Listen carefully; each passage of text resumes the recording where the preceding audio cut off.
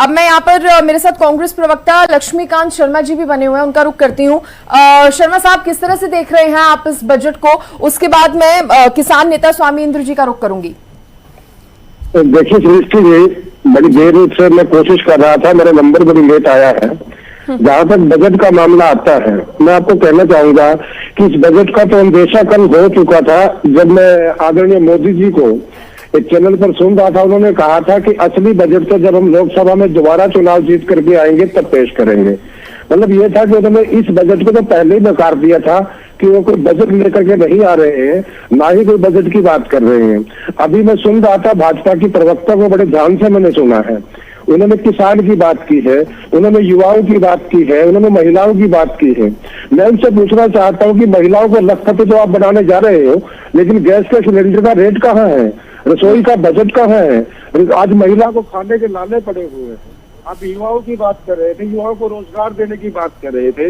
युवा को तो आप इजराइल में भेज रहे हो और इजराइल में भेजकर अपनी शान उसको। लक्ष्मीकांत जी का ऑडियो थोड़ा बढ़ा दीजिए, ऑडियो नहीं मिल रहा है जी, आप बात पूरी कीजिए सर।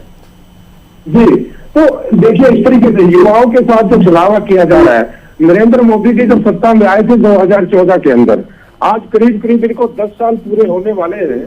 10 साल के अंदर उन्होंने कहा था कि 2 करोड़ रोजगार हर साल दिया करेंगे।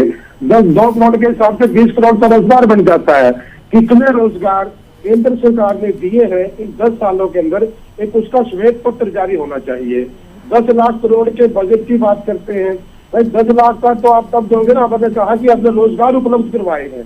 लोन देना, 5,000 का लोन देना, 10,000 का लोन देना, पकौड़े तलना, चाय बेचना, ये रोजगार में शामिल नहीं है, बिल्कुल शामिल नहीं है। रोजगार का मतलब आपने सरकारी नौकरियों का वादा किया था। कितनी सरकारी नौकरियां पिछले 10 साल के अंदर दी गई है, वो केंद्र सरकार को इसके ऊपर श्वेत पत्र जारी करना चाहिए। किसानों का मामला आता है, नेहा जी को सुन रहा था जो शायद भाजपा की प्रवक्ता है, वो बड़े शान से बता रही थी कि 500 रुपए महीना, यानी कि 6,000 रुपए साल के 500 रुपए महीना किसानों को सम्मान निधि दे रहे हैं। एक तरफ तो किसान के लिए 500 रुपए महीना दे करके मैं कहता हूँ सम्मान नहीं, किसान का अपमान करने का कार्य भारतीय जनता पार्टी ने किया है।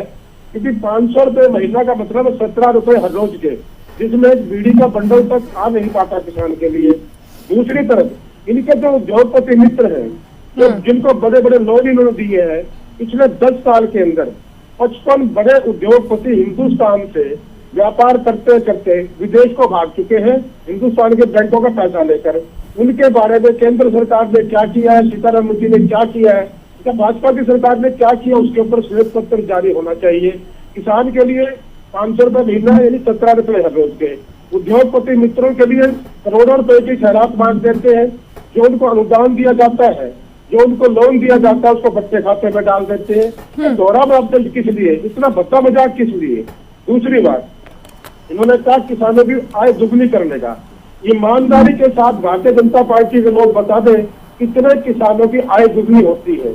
बड़ी शान से ये बता रहे थे कि पहले की सरकारों में किसान आत्महत्या ज्यादा करते थे, अब आत्महत्या कम करते हैं।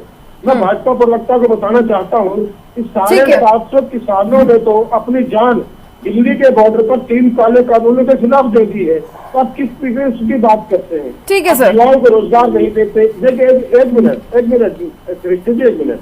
जो युवाओं को आप विदेश भेज के आप उसमें अपनी शान समझते हैं कि विदेश में जाकर के हिंदुस्तान का नौजवान दिहाड़ी मजदूरी करेगा तो केंद्र सरकार की वाहवाही होती है। दूसरी तरफ कोरोना का जिक्र मैडम सीतारमण जी ने किया और भाजपा प्रवक्ता ने भी किया है। 20 लाख करोड़ का कोरोना के अंदर बजट दिया गया, बता जो इन्होंने कहा कागजों के अंदर, तो इन्होंने मुंह से कह दिया। वो 20 लाख करोड़ रुपया कहाँ खर्च हुआ है, इसके ऊपर श्वेत पत्र जारी कर देना चाहिए केंद्र सरकार को।